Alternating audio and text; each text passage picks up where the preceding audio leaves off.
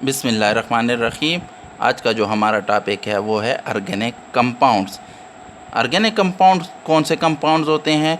अगर हम simple definition करें तो कंपाउंड्स कंटेनिंग कार्बन, सही है, आर कॉल्ड ऑर्गेनिक कंपाउंड। लेकिन इसमें भी लिमिटेशन है।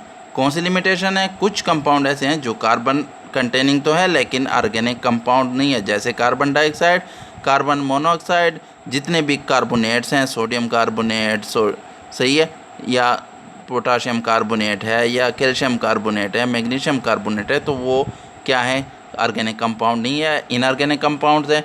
इसके अलावा बाइकार्बोनेट्स जैसे सोडियम बाइकार्बोनेट है, या जितने भी साइनाइड है, हाइड्रोजन साइनाइड है, सोडियम साइनाइड है, पोटाशियम साइनाइड है, तो ये क्या है? ये इनके अलावा बाकी सारे जो हैं carbon containing compound organic compounds कहलाएंगे।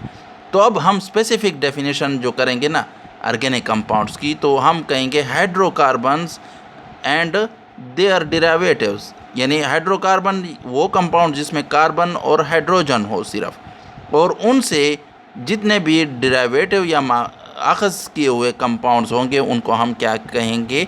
Organic compounds. शुरू में ये एक वाइटल फोर्स थ्योरी के नाम से एक थ्योरी थी। वो क्या कहती थी? वो कहती थी कि ऑर्गेनिक कंपाउंड्स जो है ना वो just synthesize inside the living organisms, कि वो लिविंग जितने भी जानदार चीज़ें हैं उनके बॉडी के अंदर सिर्फ सिंथेसाइज हो सकते हैं, लैब में या outside the body of living organism वो सिंथेसाइज नहीं हो सकते हैं। तो इसलिए हम जितने भी कंपाउंड डिराइव करेंगे फ्रॉम लिविंग ऑर्गेनिज्म तो वो अक्सर ऑर्गेनिक कंपाउंड्स होंगे।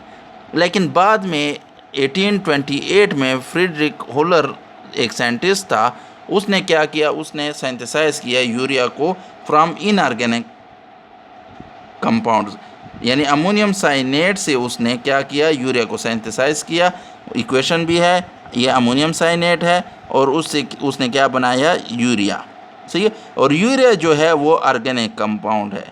तो ये जो वाइटल फोर्स थ्योरी थी ये क्या हो गई? डिस्कार्ड हो गई, ये ख़त्म हो गई। और उसके बाद जो है बहुत सारे ऑर्गेनिक कंपाउंड्स अब लैब में भी सिंथेसाइज होते हैं, और लिविंग ऑर्गेनिज्म से भी हमने million of organic compounds derive किए हुए हैं या एक्सट्रैक्ट किए हुए हैं।